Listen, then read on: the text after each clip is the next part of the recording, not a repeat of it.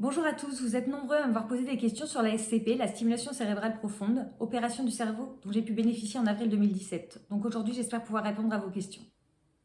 Qu'est-ce que la SCP, donc la stimulation cérébrale profonde, d'un point de vue médical? C'est une technique chirurgicale qui s'adresse à des patients qui ont des TOC sévères et résistants. Il s'agit d'une technique de stimulation électrique des petites régions du cerveau.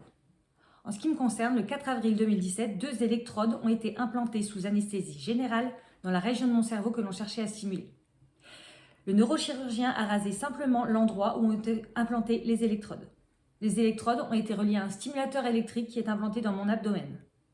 Le système de SCP est réglable au moyen d'un programmateur externe, un iPad.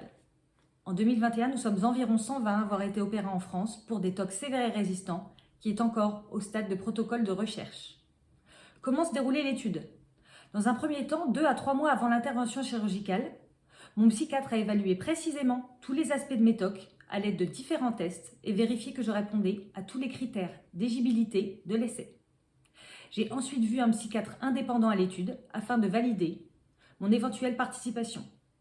Enfin, dans le mois qui a précédé la chirurgie, j'ai eu un rendez-vous psychiatrique durant lequel mon consentement de participation à l'étude a été recueilli, complété par un bilan neuropsychologique, un rendez-vous neurochirurgical anesthésique et une IRM.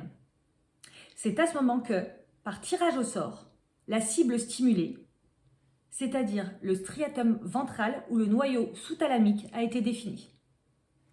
Après la chirurgie, une fois le système implanté, le premier mois, nous avons testé les différentes possibilités de stimulation sur les 2 électrodes implantées. C'est le psychiatre qui se charge de faire mes réglages. Alors, quels sont les inconvénients possibles lors des réglages? Alors, il y a déjà l'efficacité de la stimulation qui peut s'altérer avec le temps, donc qui nécessite de nouveaux réglages. Il y a des paresthésies, c'est-à-dire des fourmillements, des clones, des mouvements involontaires ou des sensations de déséquilibre au cours de la marche. Certains troubles mentaux à type de difficulté de concentration, d'indifférence, d'euphorie, d'anxiété peuvent apparaître. Mais la plupart des effets secondaires de la stimulation sont supprimés par les réglages de paramètres de stimulation. Alors d'un point de vue personnel, pour moi la question ne se posait pas. J'étais demandeuse de l'opération et je considère encore aujourd'hui que c'est une chance d'avoir pu bénéficier de ce protocole.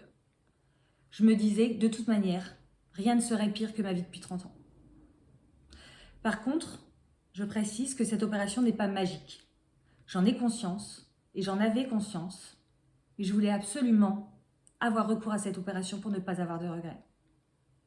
Après les 8 heures d'opération, je me suis réveillée quasiment sans aucune douleur. Un léger mal de tête très supportable, et ce pendant les 8 jours d'hôpital. Je n'ai aucun regret, et si je devais refaire cette opération, je la referais les yeux fermés. J'ai eu une nette amélioration après l'opération et j'ai gagné en qualité de vie pendant 4 ans, tout en continuant ma TCC et mes traitements médicamenteux. Je les avais amoindris. Puis, j'ai fait une rechute et nous avons repris de nouveau les réglages. Donc, même si jamais rien n'est acquis, cette opération reste une aide dont je ne pourrai plus me passer. Alors, merci à mon équipe médicale d'agir pour moi et d'avoir permis de m'y donner accès. Le combat continue, mais je tenais quand même à vous montrer des photos de cette opération.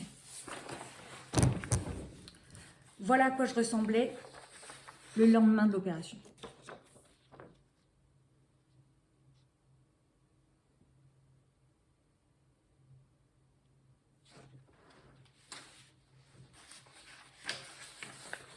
Voilà mon crâne après opération.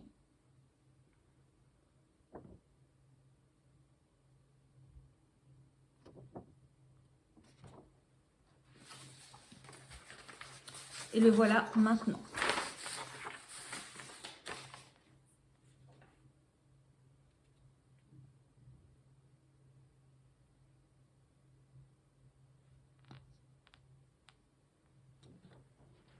Alors ces images sont impressionnantes, mais sachez que je ne sens rien du tout.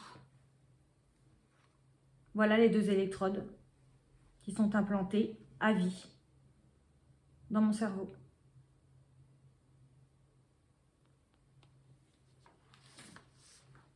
Voilà, j'espère avoir pu vous aiguiller un petit peu. Je vous remercie pour cette vidéo. d'avoir suivi cette vidéo qui cette fois n'est pas drôle. Merci à tous. Au revoir.